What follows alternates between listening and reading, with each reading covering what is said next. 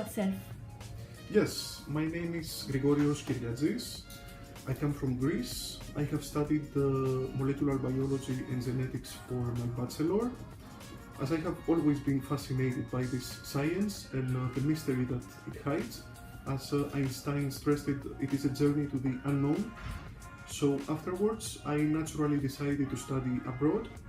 I continued with my master's studies on molecular medicine in Uppsala University in Sweden, which made me acquire skills and knowledge that is important for a career in science. And finally, I completed my master thesis with honors at the University of Bergen in Norway on the field of novel therapeutics for glioblastoma multiforme. I would describe myself as a creative, organized and hardworking individual, focused on producing results, and I'm known to be a great listener and a clear communicator. Finally, I have significant experience working as part of a team as well as individually.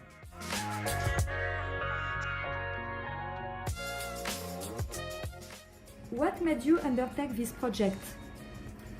Well, I have a lifetime dream of working on biomedical research with prominent applications on human health.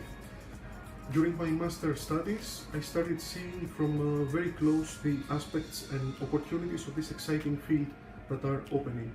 During summer and after completing my degree, I was trained at the Karolinska Institute in Sweden and University of Bergen in Norway on brain cancer and specialized techniques of glioblastoma.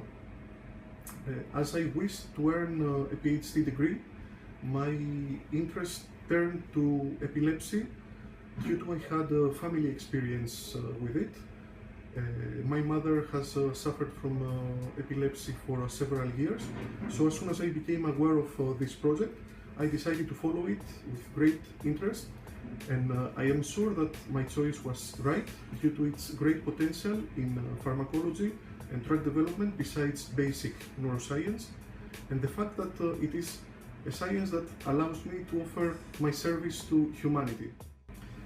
Apart from that, the program itself, which requires a high level of knowledge, it has a wide range, high standards. It allows to conduct research in innovative fields in vigilance, and the funding that comes from a trusted organization.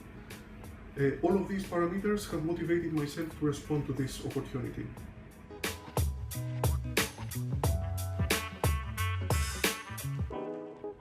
What are the factors that drive you in this activity?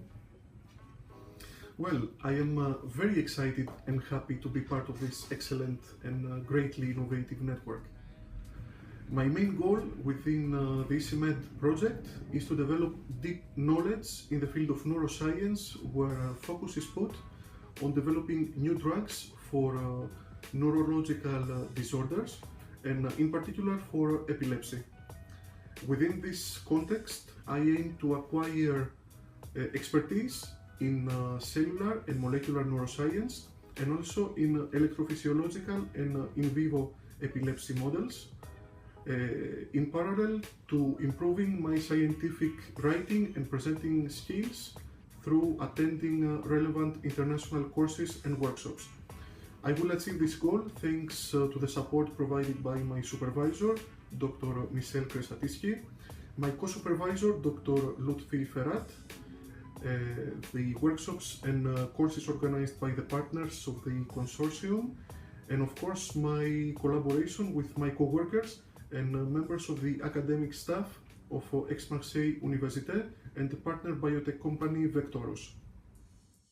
Because ESR is an international project, it comprises an exceptional opportunity for us people who participate in it to work in a multicultural environment, and thus we have an amazing opportunity to improve our communication skills. Moreover, the fact that we have all the workshops and courses organized by the members of the consortium, which are all of very high level, and especially the secondments that will give us the opportunity to work and being integrated in different labs and different research environments. It's a really good opportunity for us to develop as scientists and to acquire significant knowledge on the field.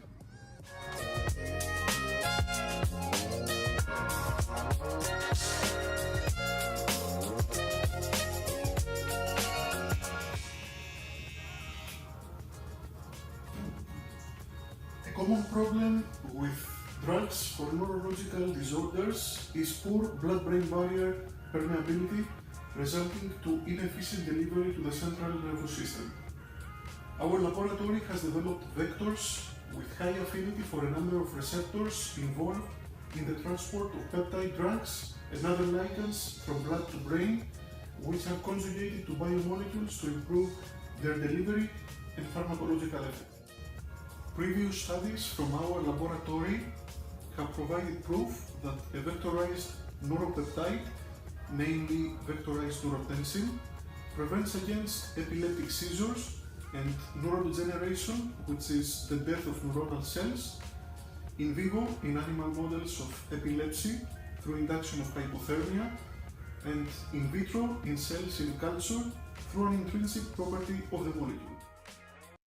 The blood-brain barrier continues to be a formidable obstacle in applying therapeutic proteins in the brain to treat neurological disorders. The blood-brain barrier's primary function is that of a gatekeeper. By allowing only the right substances through while preventing the harmful ones from crossing over, it maintains a safe and constant environment in the brain. The problem is several therapeutic proteins and antibodies with the potential to be highly effective in treating disorders are too big to cross the barrier, which limits their effectiveness. Due to the existence of the blood-brain barrier, over 95% of all current drugs do not show any activity in the brain. Neurotensin is an endogenous neuropeptide highly conserved among species which can induce hypothermia when administered directly into the brain.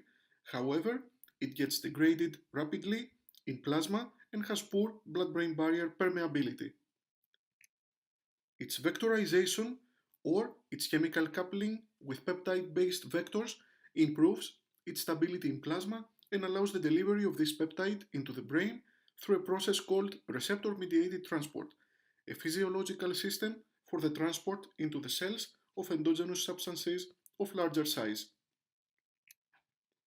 Through this natural mechanism engaging receptors on the blood-brain barrier, drugs can overcome this obstacle and enter the brain.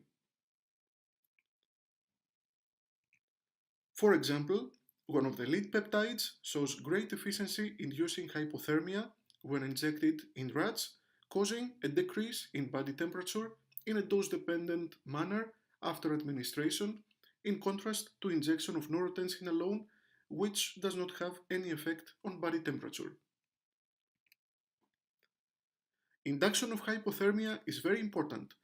Therapeutic hypothermia, the decrease of body temperature, or reduction of hyperthermia to normothermia is used as a neuroprotective approach against acute neuronal damages due to the slowing of cellular metabolism resulting from a drop in body temperature, and specifically in epilepsy, it has been shown that it can reduce seizure burden. It has also therapeutic potential in other conditions, among others cardiac arrest, ischemic stroke, and traumatic brain injury. To date, therapeutic hypothermia is induced by medical devices such as cooling catheters, blankets, and helmets. However, this can cause complications to patients, for example, infections, shivering, arrhythmias, coagulation problems, and electrolyte abnormalities. Consequently, there is an urgent need for a molecule that can induce hypothermia pharmacologically. The main goal of my research project is to further characterize the properties of vectorized neurotensin in vitro and in vivo to shed light into the mechanism of induced neuroprotection. I am doing this by studying the brain, cellular, and subcellular distribution of the neurotensin receptors. Together, as they will become available, novel anti-epileptic drugs and radiotracers developed by the partners of the consortium may also be conjugated to vectors for brain delivery thus providing the consortium with molecules that can be more efficiently delivered to the central nervous system. Neurotensin has 3 receptors through which it mediates its numerous activities in the central and peripheral nervous system. 2 of them, neurotensin receptor 1 and 2, are classical neuropeptide G-protein coupled receptors with 7 transmembrane domains. The third one, neurotensin receptor 3, also called sortilin, has a single transmembrane domain. Our recent studies on neuronal and non-neuronal cells have shown that neurotensin receptors activation might display pleiotropic effects such as regulation of the cell cycle and synaptic plasticity. Our findings provide evidence of the implication of neurotensin in the neuroprotection effect observed in our in vitro and in vivo studies with vectorized neurotensin and make the study of the receptors interesting for pharmacology.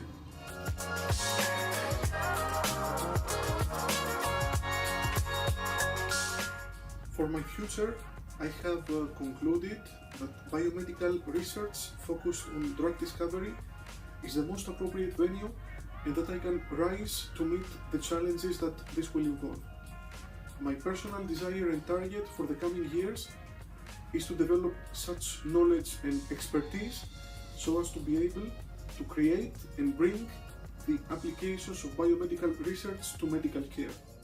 I have a lot of dreams and plans, from designing drug development strategies in a pharmaceutical company to even creating my own. Building strong collaborations with other remarkable scientists on the field, both from the private and the academic sector, to explore molecular phenomena using pioneering experiments. I'm very much interested in the continuity and optimal produced results of my current experiments without taking into account the workload and the effort that this demands, so as to be able to deepen my knowledge on the field, be useful to the scientific community and the society, and to mature as a person and scientist.